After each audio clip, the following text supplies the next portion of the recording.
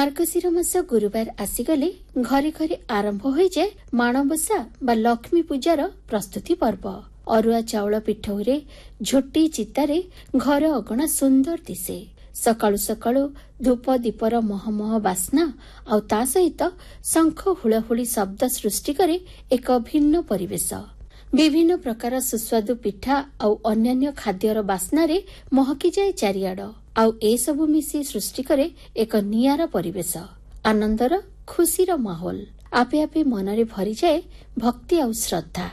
आम परंपरा रे गतानुगतिक जीवन को सुसंहत सौष्ठव संपन्न निरामय तथा नियम सिद्ध करने को अनेक पर्वपर्वाणी पालन करा जाए। सेगुड़ी को निष्ठार सहित पालन करने अवसर रे आमर व्यक्तिगत तथा सामाजिक जीवन अनेक दिगरु केवल जे श्रृंखलित हुए ता नुहे, एगुड़िक सामाजिक चलनी को आनंददायी निरापद करिथाए।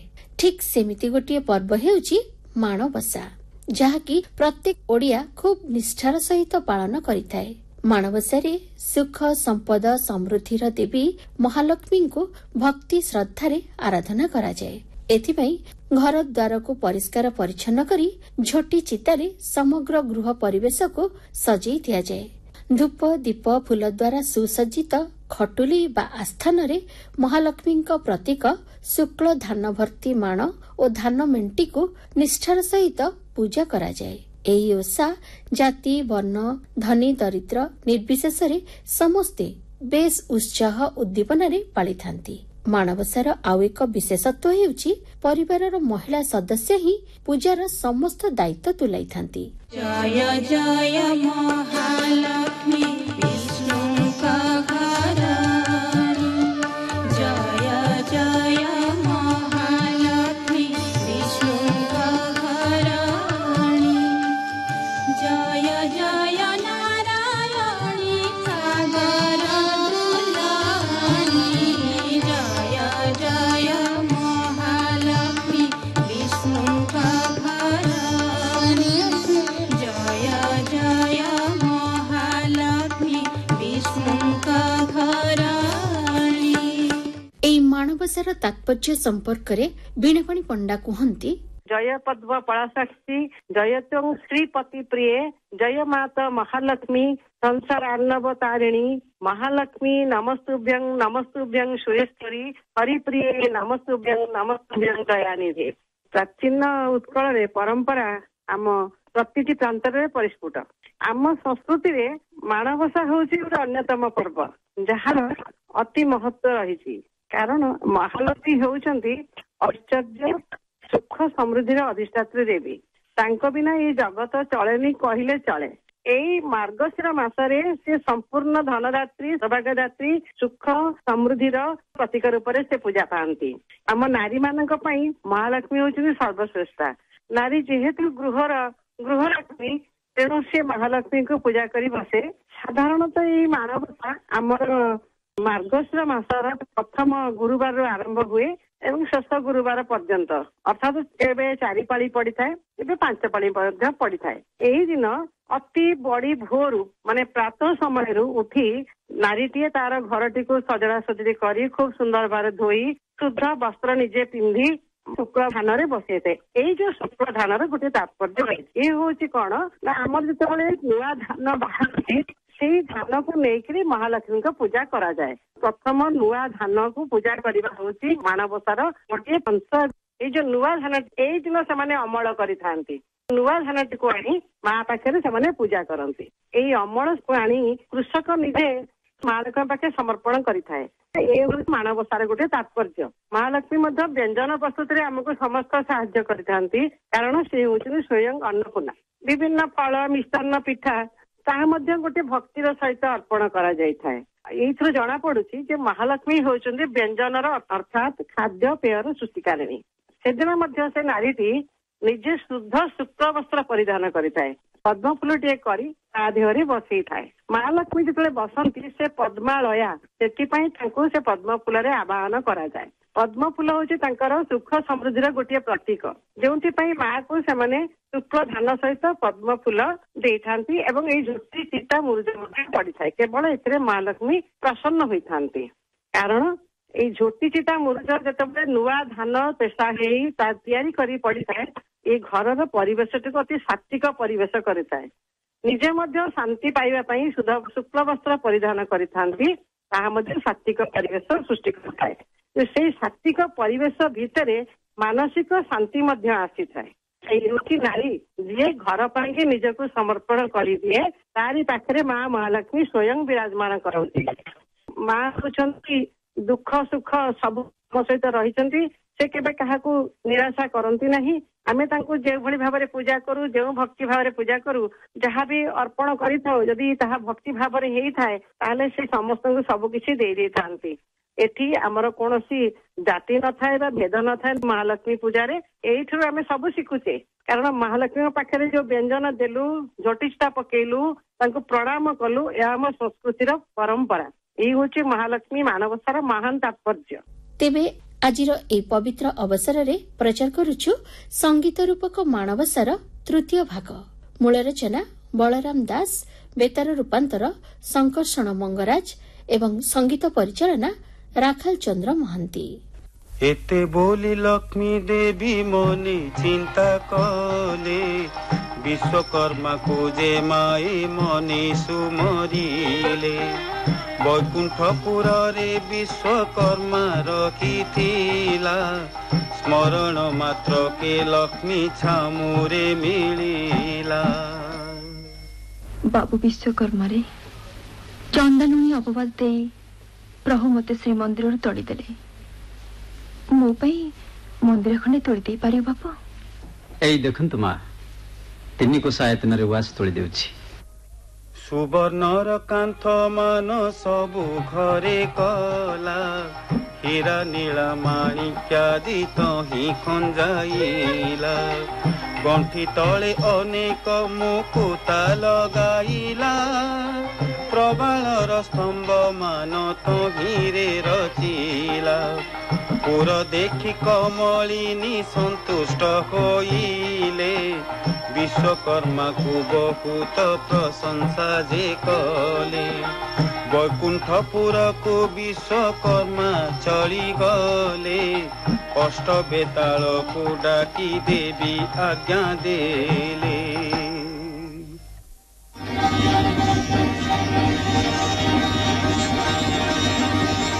ଅଷ୍ଟ ବେତାଳରେ ତୁମ୍ଭେ ହେମନ୍ତ କରିବ, ପ୍ରଥମେ ରୋଷାଇ ସାରେ ଯାଇନ ବସିବ। 60 ପଉଟି ଭୋଗ ଭୁଞ୍ଜିବ ଯେ କହି, 13 ପଉଟି ବ୍ୟଞ୍ଜନ ଖାଇବ ହର୍ଷ ହୋଇ।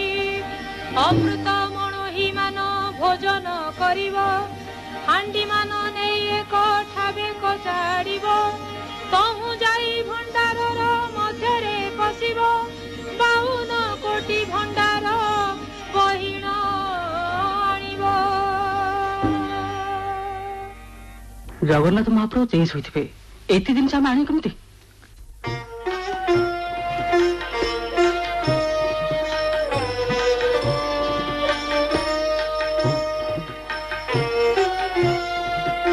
ଶୁଣ ନିଦ୍ରାବତୀ, ତୁମେ ଯାଇ 2 ଭାଇଙ୍କ ନୟନରେ ନିଦ୍ରା ଘାରିବ।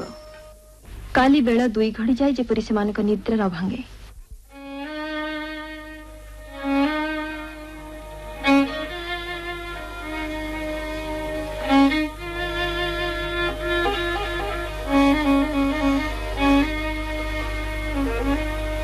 आज्ञा पाई निद्रापति शीघ्र चली गले, राम कृष्ण नयन रे निद्रा से खारिले। पाकशाला रे बेताले प्रवेश होइले, तहीं थिबा पाक द्रव्य समस्त खाइले। हांडी मान सबु एक ठाबे कचाड़िले, भंडार घर रे अष्ट बेताल पशिले। रात्र 16 घड़ी काल बेताल जे तहीं, फुलारू छांचुणी मान सबु नेले কহি যেবে জগন্নাথ মতে ন খোঁজিবে নারীঙ্কি পুরুষ মানে ଆଉ ନ ଲୋଡ଼ିବେ ନାରୀଙ୍କି ପୁରୁଷ ମାନେ ଆଉ ନ ଲୋଡ଼ିବେ ମୋତେ ଘେନି ପ୍ରଭୁ ଯେବେ ନ କରିବେ ଘର କଳି ଯୁଗେ ନାରୀଙ୍କି ଯେ ନ ଖୋଜିବେ ନର କଳି ଯୁଗେ ନାରୀଙ୍କି ଯେ ନ ଖୋଜିବେ ନର। ବେତାଳ ଗଣ ତୁମେ ମାନେ ଆଜି ପୁତ୍ରପଣ କଲ, ସବୁ ତ ଆଣିଲ, ମାତ୍ର ରତ୍ନଖଟ କାହିଁ? କୋଟି ସିଂହ ପରାକ୍ରମୀ ପ୍ରଭୁ ବଳରାମ ଏବଂ ଅଜଳ ମହାମ୍ରୁ ପ୍ରଭୁ କାଳିଅ ଜଞ୍ଜନ ସେ ଖଟରେ ଶୋଇଛନ୍ତି। ଶୁଣ ବେତାଳେ, ତୁମେ ମାନେ ରତ୍ନଖଟ ପାଖରେ ଏକ ଦୌଡ଼ିଆ ଖଟ ରଖି ତା ଉପରକୁ ଦୁଇ ଭାଇଙ୍କି ଗଡ଼ାଇ ଦେବ, ତାପରେ ଶୋଇଥିବା ରତ୍ନଖଟ ବୋହି ଆଣିବ।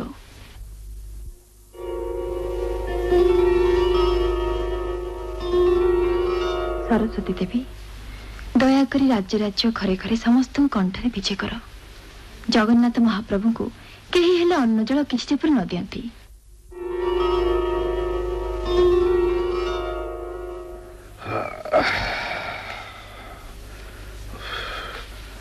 हे जगन्नाथ ଭାଇ किरे बेल आसी 2 घड़ी हेलानी आमे इत्ते बेले जाय सोई रहिचे किरे। अरे मंदिर रे गहळ चहळ तो किछि सुबा जाउ नै, के आसी नाहंती कि? दासी परिवारी परिछा एमाने सब गले कुआडे? मुदिरथ पंडार तो तुंड शुभ नहीं रे, कथा कौन? श्रीमुख पखाड़िबा को जल मुंदाए भी मिलिबो ना नाही मो? ଭାଇ ଲକ୍ଷ୍ମୀ ଛାଡ଼ି ଯିବାରୁ ଏ ଅଘଟଣ ମାନ ସବୁ ଘଟୁଛି। तू जो कथा कहूचु ना जगन्नाथ, काहार भाग्य जबे ऋषि हजि जाए तार गेरस्त कोन रांधी बाड़ी खाए ना? ଭାଇ ଦେଖିଲଣି ଭଣ୍ଡାର ଘର? कौन 52 कोटी भंडार शून्य? लक्षे जीव खाइले बोहिले से सोनी दंडक भितर घेनी गला बाकी? अरे से पितळ बेगीटी लुगा कांडे बंच काई भाई? अरे कि आश्चर्य घटना! पाइथिबा स्वर्ण बेंगटी संगे संगे पितळ पलटी गला। हौ मु रोसई घर देखे। बुझिलु जगन्नाथ भाई तते जगत जाकर लोक बड़ खिया बोली कहंती, मते न दे एका एका तू खाई जाउछु किपरि? ए कोन तो देह मो चारियाडे जे कला कला श्रीमुख कलारे झटकी उठुची। भाई तमे न बुझी न सुझी मते मिछटरे गाली दउछ। एठी चुली नाही कि हांडी नाही, अन्न आसीबो कोठु? एने देखुचु धान मराई कि देखुचु जोठी लक्ष लक्ष भरण धान भर्ती हितला, अरे सेठी अगाड़ी मुंडीटा भी नाही। भाई कौन किछ कहिबु? बड़ पंडा घर गले केमिति होंता भाई? मंद हुंतानी, भोकरे रहिबा अपेक्षा सेठाको बरং जीवा भलो।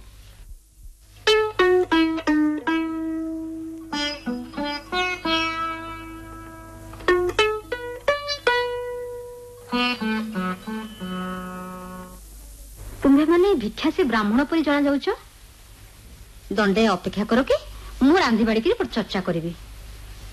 आलो ए बहु, रंधा बड़ा सरला कि? कदली पत्र पानी आने, ए ब्राह्मण गोसाई माने अपेक्षा करछंती परा। मु जाए देखे।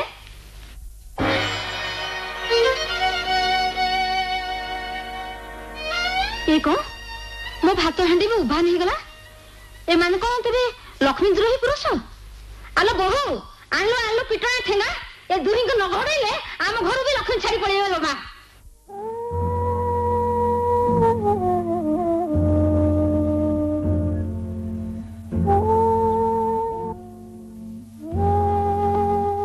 ब्राह्मण गोसाई माने आमे तो कबीर, आम पाखरे कोन बा अछि?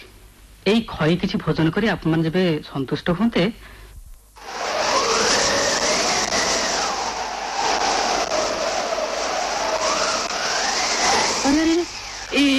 एडी चोर पवन बोले कोठो? 4-5 मांदा खई सब उड़ी गला, गोटे सुधा पत्र रहलानी। तुम निश्चय लक्ष्मी छड़ा जाओ, जा बाहर जाओ स्थान जाओ, नचेत लक्ष्मी आमको मत छाड़ चली जीवे।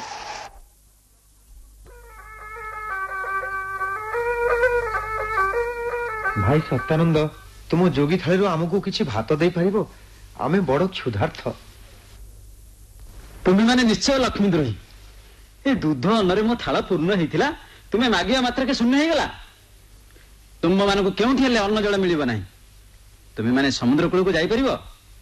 मु जाइथिले सेउठु आनिथिले अन्न, जेते खाइले भी शेष हुएनी। जाओ तुमे माने सेठाकु जाओ। भाई जीवा समुद्र कूल को?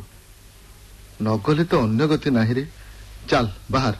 किंतु भाई एते टाण खरा मु पादे मात्र आगु को जाई परनी।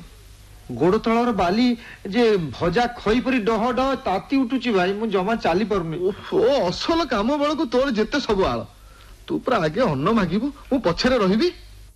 जगन्नाथ प्रभु जहु एमंत सुनिले, ओंकार शब्द करी वेद ध्वनि कले।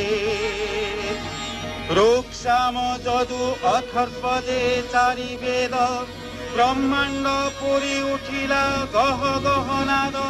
पलंक उपरे जे कमला शोइथिले, निस्तरिली निस्तरिली बोलिण बोइले।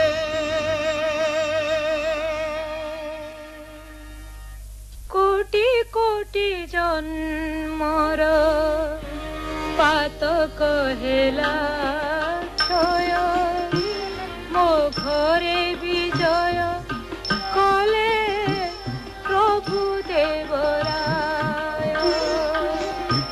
पचार पचार दासी पचारल जाई, किस मागुछन्ति से ब्राह्मण दुई भाई।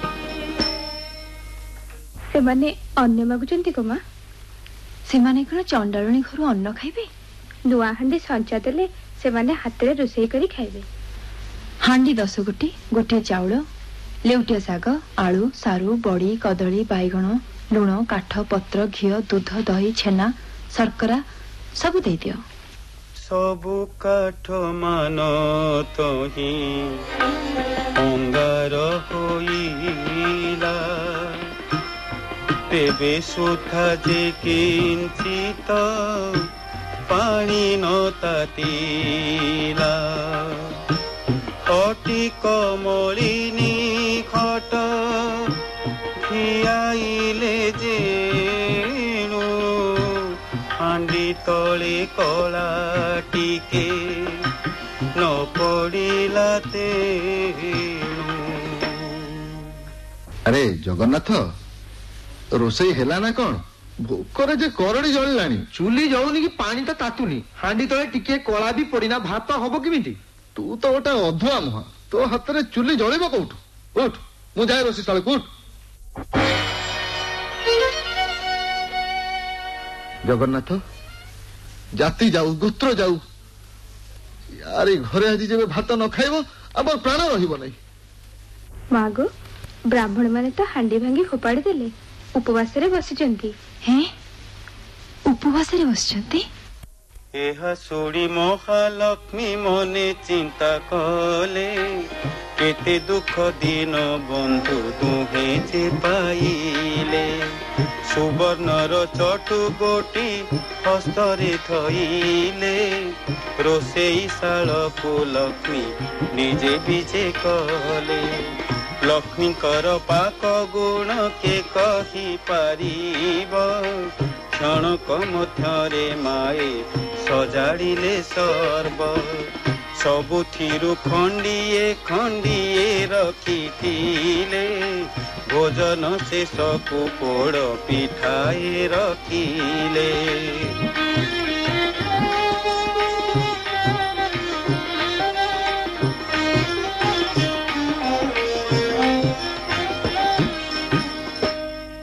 प्रचार कलु संगीत रूपक माणबसार तृतीय भाग।